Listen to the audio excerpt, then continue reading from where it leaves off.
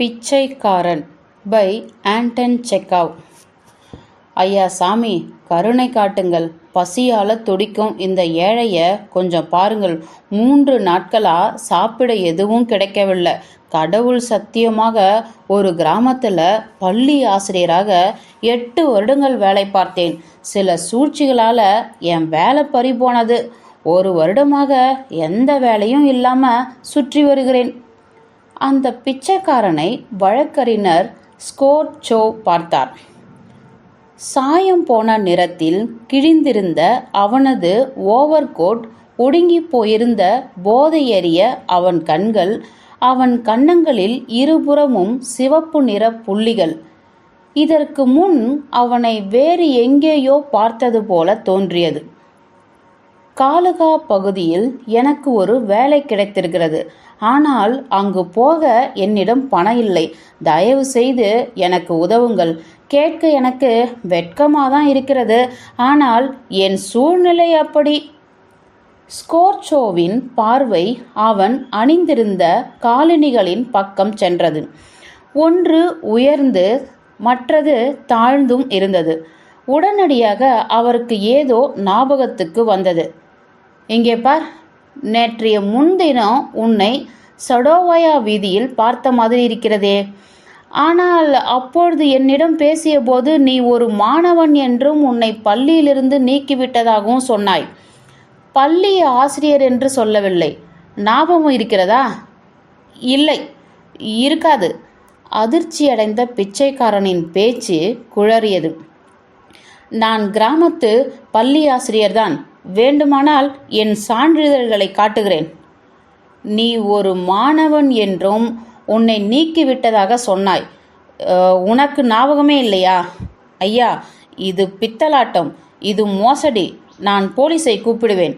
Rascal, நீ ஏழையாக இருக்கலாம், பசியோடு இருக்கலாம். அதற்காக இப்படி வெட்கமில்லாமல் அப்பட்டமா பொய் சொல்ல முடியாது. கோபமாக கத்தினார் வழக்கறிஞர். நான் பொய் சொல்லவில்லை. என்னிடம் உள்ள சான்றிதழ்களை காட்டுகிறேன் என முணங்கினான் அவன். உன்னை யார் நம்புவார்கள்? கிராம பள்ளி ஆசிரியர்கள் மீதும் மாணவர்கள் மீதும் சமுதாயத்துக்குள் பரிவை தவறாக பயன்படுத்தும் கீழ்த்தரமான நடவடிக்கை இது என்று உனக்கு தெரியாதா? எனக்கு கடுங்கோபம் வருகிறது. ஸ்கோர்ச்சோ கோபம் கட்டுக்கடங்கவில்லை. பிச்சைக்காரனை தயவு தாட்சிணமின்றி திட்டத் தொடங்கினார்.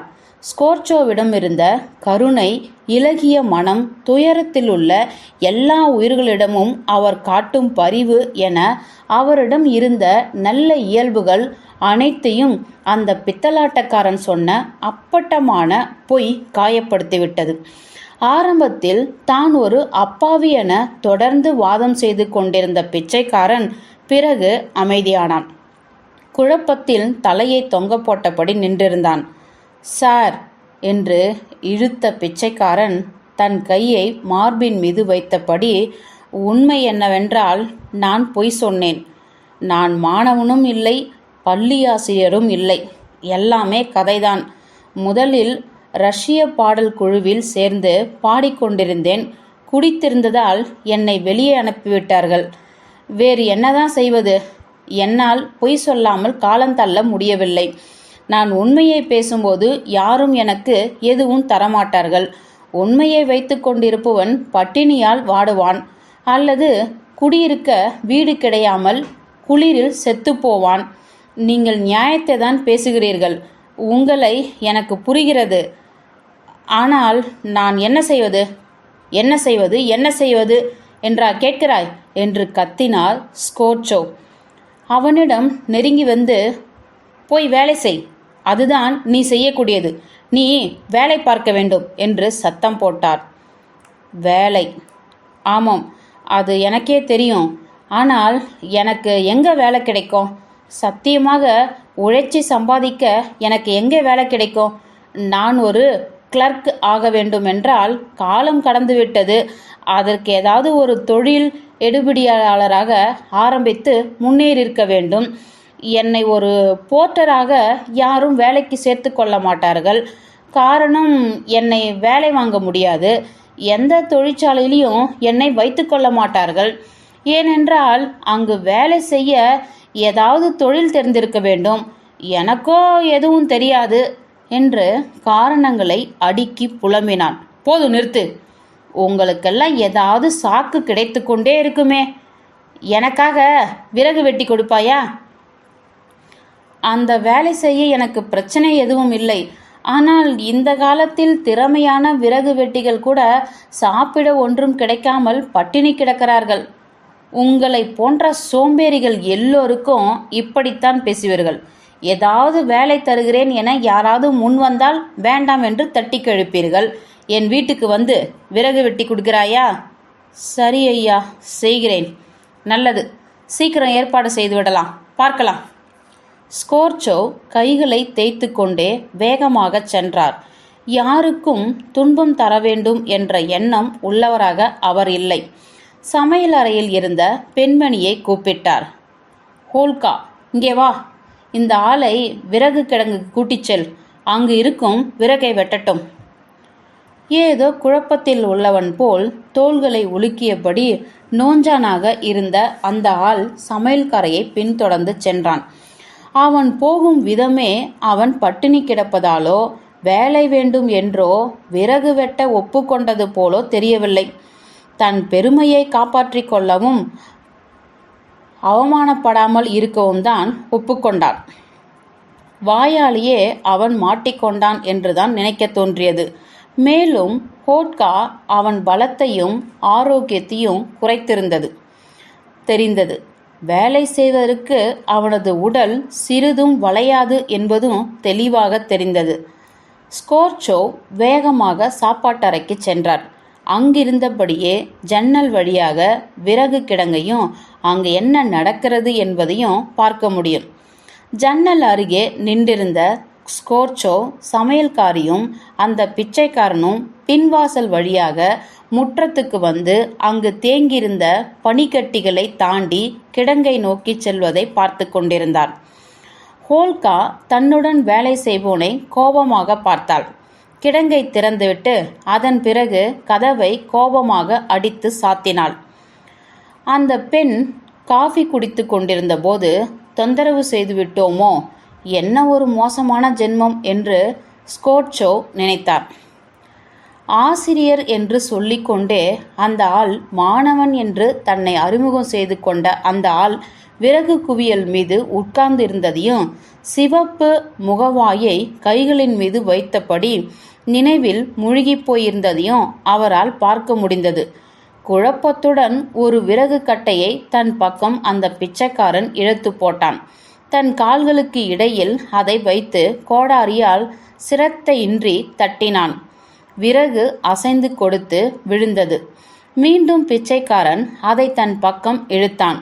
உறைந்து போகும் தன் கைகளில் வைத்து அதை ஊதிவிட்டு அதை கவனமாக வெட்ட ஆரம்பித்தான். தன் காலணியோ அல்லது தன் விரலையோ வெட்டி கொண்டு விடக்கூடாது என்ற பயத்தில் வெட்டுவது போல இருந்தது. மறுபடியும் அந்த விறகு துண்டு நிலத்தில் விழுந்தது. ஸ்கோர்ச்சோவின் கோபம் காணாமல் போயிருந்தது. குடித்து வீணாய் போய்விட்ட ஒரு நோயாளியை இப்படி குளிரில் வேலை செய்து வைத்துவிட்டதற்கு ஒருவித அவமானம் ஏற்பட்டது. போகட்டும், இதை நான் அவனுடைய நல்லதற்காகத்தான் செய்தேன் என்று தனக்குத்தானே சொல்லிக்கொண்டு தன் அலுவலகத்திலிருந்து சாப்பாட்டு அறைக்கு சென்றார். 1 மணி நேரம் கழிந்ததும் ஹோல்கா உள்ளே வந்தாள். விறகுகள் எல்லாம் வெட்டி முடித்தாகிவிட்டது என்று சொன்னாள். நல்லது, அவனுக்கு ஒரு ரூஃபில் கொடு என்றார் ஸ்கோர்ச்சோ. அவனுக்கு விருப்பம் இருந்தால் ஒவ்வொரு மாதமும் 1 தேதி இங்கு வந்து விறகு வெட்டலாம், நம்மிடம் ஏதாவது வேலை இருக்கும் என்று சொன்னார். அடுத்த மாதம் 1 தேதி அந்த ஆள் தலை காட்டினார். நிற்கக்கூட முடியாத நிலையிலும் அரை ரூபில் சம்பாதித்து சென்றான். அன்று முதல் அவனை அடிக்கடி அந்த முற்றத்தில் பார்க்க முடிந்தது. ஒவ்வொரு முறையும் அவனுக்கு வேலை இருந்தது. பனிக்கட்டிகளை கூட்டுவது, விறகு கிடங்கை ஒழுங்கு செய்வது, மெத்தை தலையணைகளை தூசி தட்டி சுத்தம் செய்வது என ஏதாவது ஒரு வேலையில் ஈடுபட்டான். ஒவ்வொரு முறையும் 20 முதல் 40 கோபெக்ஸ் வரை ஊதியமாக பெற்றான். ஒரு முறை பழைய கால் சட்டையை கூட அவனுக்கு தந்து அனுப்பினார்கள். நல்லது, நான் பேசியதுக்கு பலன் கிடைத்திருக்கிறது என்று சொல்லிக்கொண்டே அவனிடம் ஒரு ரூபிலை கொடுத்தார். இந்த பணம் நீ கஷ்டப்பட்டதற்காக. உனக்கு வேலை செய்ய எந்த தயக்கமும் இல்லை, ஆர்வமானவன்தான் என்பது புரிகிறது. உன் பெயர் என்ன? லஷ்கோ. நல்லது லஷ்கோ, இப்பொழுது உனக்கு வேறு ஏதாவது முறையான வேலை கொடுக்கலாம். நீ எழுதுவாயா? எழுதுவேன் ஐயா. அப்படியானால் நாளைக்கு இந்த கடிதத்தை கொண்டு போய் என் நண்பனிடம் கொடு. அவன் உனக்கு ஏதாவது எழுதும் வேலை தருவார். நன்றாக கஷ்டப்பட்டு வேலை பார். குடிக்காதே. நான் சொன்னதை ஞாபகத்தில் வைத்துக்கொள். போய் வா. ஒரு மனிதனை சரியான பாதைக்கு கொண்டு வந்த திருப்தியில் லஷ்கோவை வாஞ்சையாக தட்டி கொடுத்ததோடு கை கொடுத்தும் வழி அனுப்பி வைத்தார். ஸ்கோர்ச்சோ லஷ்கோ கடிதத்தை எடுத்துக்கொண்டு போனான். அன்றிலிருந்து வீட்டு முற்றத்தில் வேலை பார்க்க வருவதில்லை. 2 வருடம் ஓடியது. ஒரு நாள் மாலை நாடக அரங்கில் நுழைவுச்சீட்டு வாங்க பணம் செலுத்தி கொண்டிருந்த போது ஸ்கோர்ச்சோ பக்கத்தில் இருந்த ஆளை கவனித்தார். சீட்டு தருவோரிடம் கேலரியில் இடம் வேண்டும் என்று சொல்லி செப்பு காசுகளாக செலுத்துவதை பார்த்தார். அட, லஷ்கோ தானே நீ என்று ஸ்கோர்ச்சோ கத்தினார். அவருடைய பழைய விறகு வெட்டியை அடையாளம் கண்டு கொண்டவர், எப்படி இருக்கிறாய்? இப்பொழுது என்ன செய்து கொண்டிருக்கிறாய்? எல்லாம் எப்படி போகிறது என்று விசாரிக்க ஆரம்பித்தார். எல்லாம் நன்றாக போய்க் கொண்டிருக்கிறது. நான் இப்பொழுது ஒரு நோட்டரியாக இருக்கிறேன். மாதம் 35 ரூபிள் சம்பாதிக்கிறேன் என்றான் அவன். எல்லாம் ஆண்டவன் செயல். ரொம்ப சந்தோஷம். உன்னை பார்க்கும்போது எனக்கு ரொம்ப ரொம்ப சந்தோஷமாக இருக்கிறது. ஒரு வகையில் நீ எனக்கு ஒரு மகன் மாதிரி. சரியான பாதையில் உன்னை தள்ளிவிட்டேன். புரிகிறதா? உன்னை எப்படி திட்டினேன் ஞாபகம் இருக்கிறதா? என் காலடியில் விழும் அளவு அன்றைய தினம் உன்னை ஆக்கியிருந்தேன். நான் சொன்ன வார்த்தைகளை மறக்காமல் இருந்ததுக்கு நன்றி. நானும் உங்களுக்கு நன்றி சொல்ல வேண்டும் என்றான் லஷ்கோ. நான் உங்களிடம் அன்றைக்கு வராமல் போயிருந்தால் இன்று வரை என்னை ஒரு ஆசிரியராகவோ மாணவராகவோ தான் சொல்லிக்கொண்டு திரிந்திருப்பேன். உண்மைதான். உங்கள் ஆதரவு கிடைத்ததால் பாழும் கிணற்று விழாமல் தப்பினேன் என்று விளக்கினான். உண்மையிலேயே எனக்கு கேட்க சந்தோஷமாக இருக்கிறது என்று மீண்டும் சொன்னார் ஸ்கோர்ச்சோ. உங்களுடைய பரிவான வார்த்தைகளுக்கும் நடவடிக்கைக்கும் நன்றி ஐயா. அப்பொழுது நீங்கள் அருமையாக என்னிடம் பேசினீர்கள். உங்களுக்கும் உங்கள் சமையல்கார அம்மாவுக்கும் நான் நிறைய கடன்பட்டிருக்கிறேன். அந்த புண்ணியவதிக்கு கோடி புண்ணியம். ஆமாம், அன்றைய தினம் அற்புதமாக பேசினீர்கள். நான் சாகும் வரை உங்களுக்கு கடன்பட்டிருப்பேன்.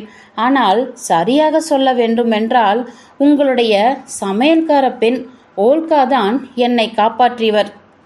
எப்படி? இப்படித்தான்.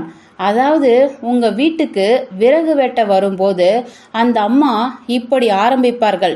என்ன முண்டம் நீ, பாழா போனவனே நீ, அவ்வளோதான் பாவம் இப்படி சொல்லிவிட்டு எனக்கு எதிரில் சோகமா உட்கார்ந்து கொள்வார். என் முகத்தையே பார்த்தபடி அழுவார்.